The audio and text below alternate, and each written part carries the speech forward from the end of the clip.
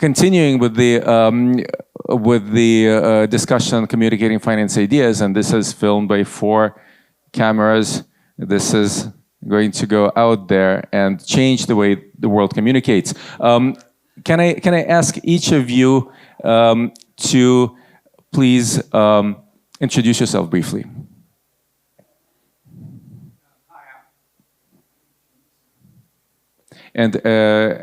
And those of you who are here, if you want to ask questions. Okay. I'm Allan Mendelowitz, former regulator, among other things, an economist by training, and currently the president of the ACTUS Financial Research Foundation. Good morning, I'm Victor Lyonnet. I'm an assistant professor of finance at the University of Michigan. Christel Rendu de Lint. I'm co-CEO of Vontobel, which is an investment management company. First question to Allan. So you have done just about the highest stakes communicating of finance-related ideas that there is. You've testified before Congress, before U.S. Congress over 150 times, I believe. And so how does one prepare for something like that? You know, what could go wrong? And if something goes wrong, what's the worst can happen? You know, these are the kinds of thoughts that, you know, a normal person would have. So what can you tell us about that? Can I give you a brief sort of story of something that Please. happened that'll shed some light on this? A few years ago, actually, to be more accurate, is over 50 years ago, I was invited to a party at a neighbor's. And when I was squeezing through the crowd to get to the bar, I heard the host say to somebody else in the crowd, of course everyone accepts the Big Bang Theory. And I pivoted around and looked at him and said, why? And the host proceeded to explain the evidence for the Big Bang, the empirical evidence for the Big Bang. And at that point in time, he explained it with such clarity that I felt I absolutely understood it. It was an incredible insight. And it's been more than 50 years, and I can't reproduce the explanation in detail, but I do remember that the explanation had to do with radio waves created during the Big Bang, and the fact that there are things that make some radio waves extend out and others compress in a way that's analogous to listening to the siren of a fire engine. When a fire engine is racing towards you, the siren sounds one way. When it's going away, the siren sounds different. And that has to do with compression and expansion of or stretching out of the sound waves. So my view on the complexity of finance and explaining the complexity of finance is it certainly is not more complex than explaining the origins of the universe. And so I really do believe that there are other things at work that, in fact, get in the way of understanding. For example, look at the incentives built into financial markets. There are a lot of institutions and people involved in financial markets who make supernormal profits off of opacity, off of asymmetrical aspect information. And so if you're dealing with someone who deals with that opacity as a counterparty, or dealing with the difficulty of understanding what's going on because your counterparty really doesn't want to tell you, that gets in the way of understanding it. If we can find a way of breaking through those perverse incentives, I think that the actual process of explaining things in finance is not so terribly complex, and at least not as complex as explaining the origins of the universe. Christel, so you are co-CEO of a listed company, right? So you have to communicate ideas, but there's this additional constraint that, you know, we had quite a bit of communication with your communications department, right, before this. And so how does that influence how you communicate? Just the fact that you might misspeak and not even realize this, and there are consequences. The same way, I guess. I was just thinking, Allan, as you were speaking, the famous Greenspan quote: "If you understood me, I haven't been cleared," which is a little bit of that. Is just getting your message across in a clear way that can't be misrepresented, misunderstood. I think these are some of the constraints with a listed company that you need to know that every word will be listened to and watched. But I completely side with you, Allan. I think there might be a vested interest in not being understood, the same way Greenspan meant it in some ways and not in a negative ways.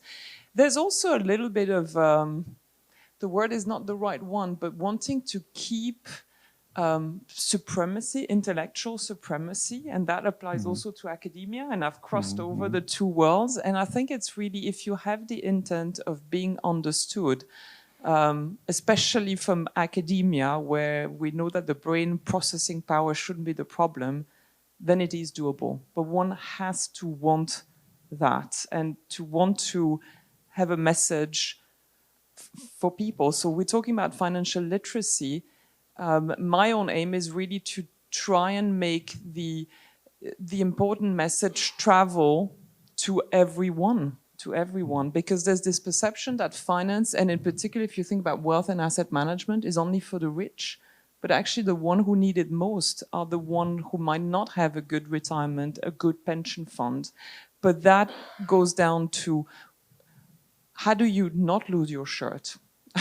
It's just, how do you actually invest for your own future? And it is our own duty, all of us investment professionals, whether it's fintech, whether it's academia, whether it's in the real world, to communicate those ideas for the benefit of these people as well, and in particular. And I think it starts with wanting to do it. And it's not always the aim. Academia needs to publish, business needs to be profitable. But I think you can do both. Thank you, Christel. So we talked about communicating to Congress, to media, to investors. And Victor, you have to communicate to students, to other academics, and on at least one occasion to comedians. What has been, your experience with like these different types of audiences? Well, first of all, thank you so much for the opportunity to be on this stage. I'm very humbled by the quality of this panel, and I think I'm the imposter here because I have no idea what I'm talking about. I'm trying to communicate as well as I can. Obviously, I've never communicated to Congress. Maybe one day I will. I wish I would. And nobody listens to me.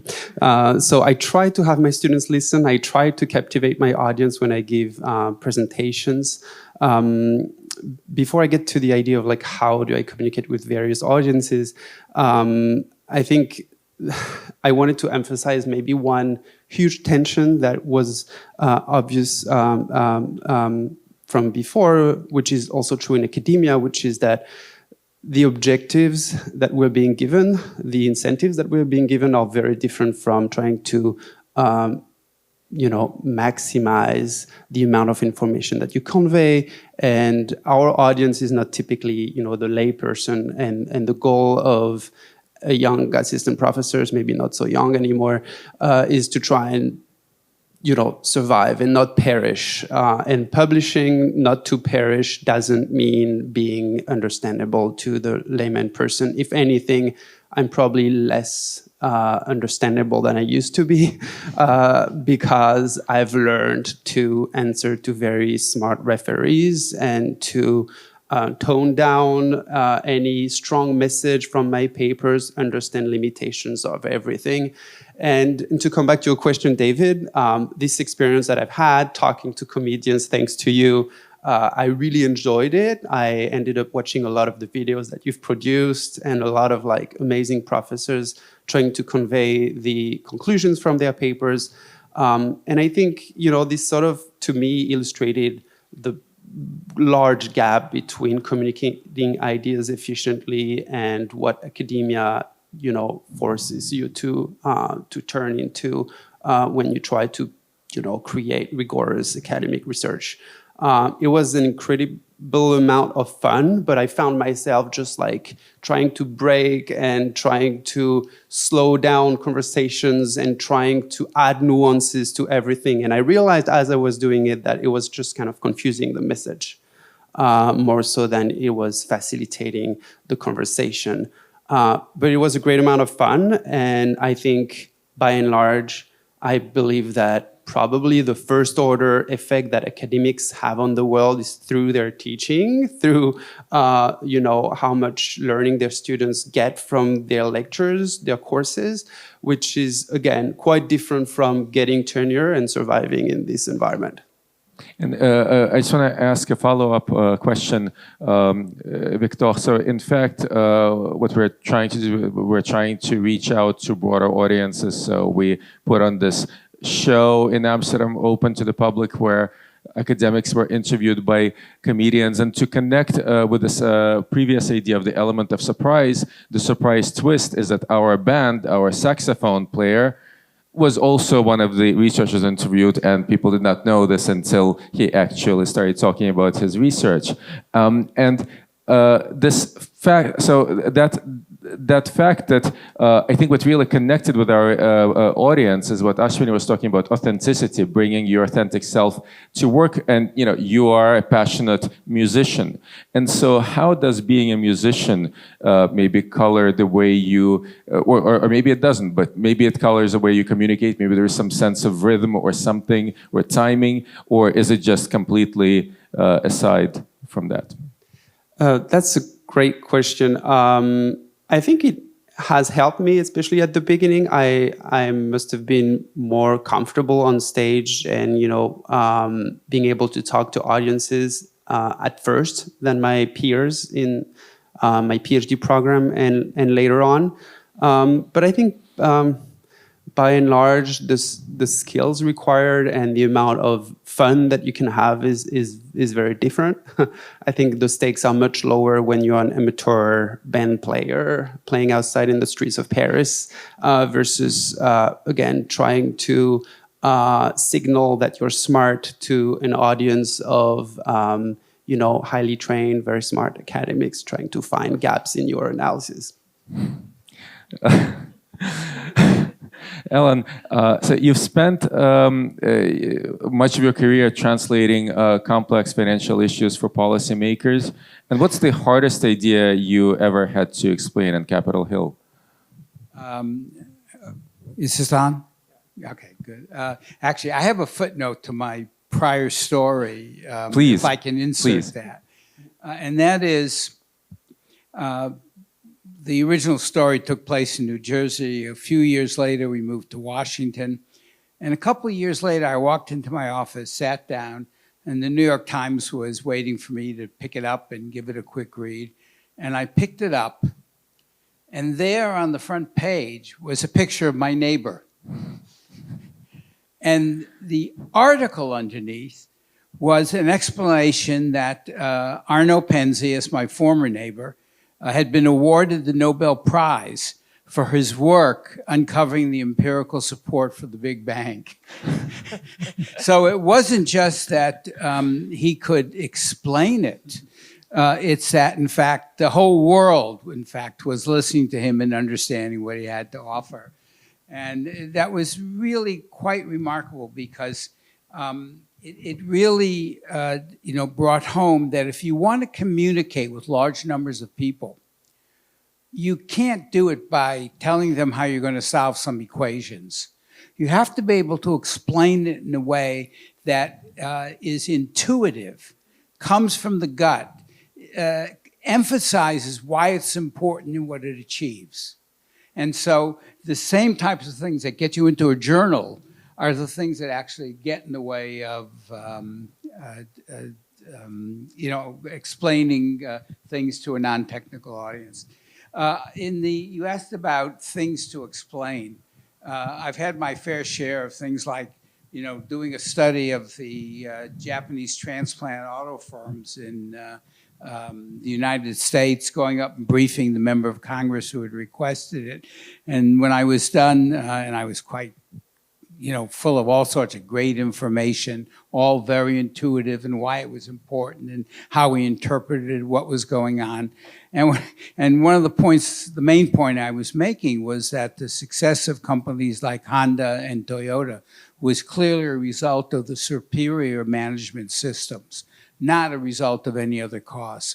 And so I made my whole pitch, walked out, and this Congress member's staffer told me afterward. I walked out the door, and the Congresswoman looked at her staff and said, "Very bright young man, but we don't agree with him." But on an issue of finance, I'll give you an example of the problem. People generally believe in accounting numbers. And one of the reasons why they believe in accounting numbers, it is an incredibly powerful way of assembling vast amounts of information onto a page or two in the form of an income statement or a balance sheet, and you can convey lots of information. The problem is that it doesn't always convey the right image. And in the United States, the US banks back in the 1980s were very highly exposed to borrowing from Latin America. And in 1982, every Latin American country except Colombia defaulted on its outstanding international debt. 5 years went by, and absolutely nothing had been done to try to resolve this crisis. Usually if there's any kind of bad debt, the lenders make a decision on how they're going to proceed based on how they think they're going to minimize their losses. Sometimes they'll foreclose and claim collateral. Sometimes they'll go in and renegotiate with the borrower. In this case, absolutely nothing had happened. And the reason why nothing had happened is that the banks were all holding their Latin American debt in the held-to-maturity portfolio, which meant that the presumption was it was all worth 100 cents on the dollar. Well, this presented a problem because I thought, from a political perspective, an international relations perspective, we should be making some progress on resolving this crisis so this whole continent can get its act together and try to restore some kind of coherent economic performance. And so we did this study on how impaired we thought this debt was. And there's no point in going through all the basis for how it was done, but we decided, based on our empirical work, that we felt the banking system, to accurately reflect the condition of the banks, should create $32 billion in loan loss reserves against the LDC debt. And we felt this could be the first step toward resolving the problem. The reason why all this debt was sitting in the held-to-maturity portfolio and nothing had been laid off into the secondary market was the banks, because of accounting rules, if they had laid off any of it and taken a loss, it would have contaminated the whole portfolio, and they would have had to take loan loss reserves based on the impairment of what they laid off in the market. So we did a study, concluded that a fair representation of the condition of the banks was that they should be creating $32 billion in loan loss reserves. In the middle of April 1987, I went up and testified before a banking committee in Congress making this point. And it was a rather difficult position to be in because the banks strongly objected. They kept claiming it was worth every 100 cents on the dollar. This was good debt, even though it had been in non-performing status for 5 years. Secondly, the regulators didn't make a push. Third, nobody really came forward to back up what we were saying. And I sat there and made my pitch about why I thought the bank should be creating $32 billion in loan loss reserves.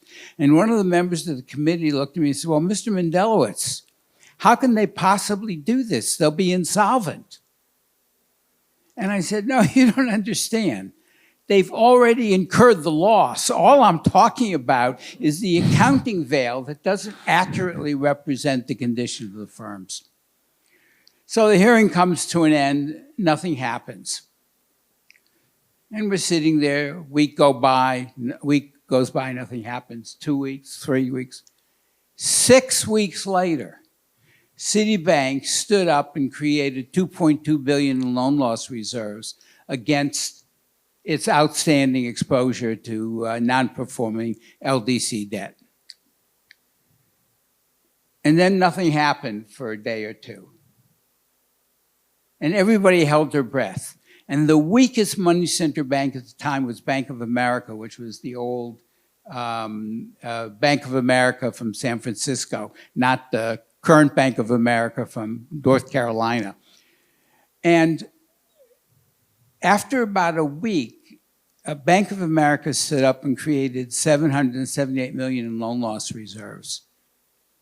And then overnight, it was like a dam had broken, and the overall system created $27.5 billion in loan loss reserves. And the process of resolving the LDC debt crisis began.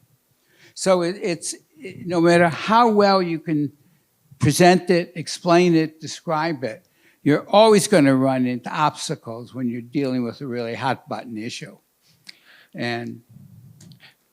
But sometimes you get vindicated. And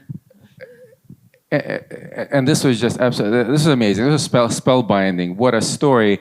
And one thing I know about communication is that timing is important. And here it's the perfect place to stop. Just stay with that story, how it was told. And you know, and I just want to thank our panelists. Thank you. Thank you very much. Thank you.